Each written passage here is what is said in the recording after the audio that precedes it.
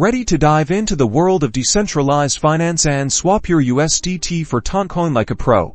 Let's get started. First, make sure you have the Bitget Wallet app installed and some USDT ready in your account. Open the app and on the home screen, locate and tap the swap icon. This is your gateway to seamless token exchanges. Now, you'll see the swap interface in the Pay section.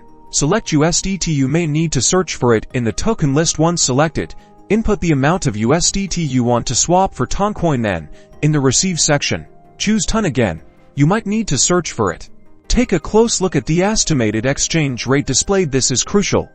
Also, pay attention to any displayed fees. Understanding these factors helps you make informed trading decisions. Remember that the final amount of Toncoin you receive could slightly vary due to slippage, which occurs with market fluctuations. Once you are happy with the details, tap the Confirm button. You will be prompted to review the transaction details one last time. Double check everything, especially the network fees, before proceeding. After confirming, the swap will start processing. This might take a few seconds or minutes depending on network congestion. Once the transaction is confirmed, you will see a success message.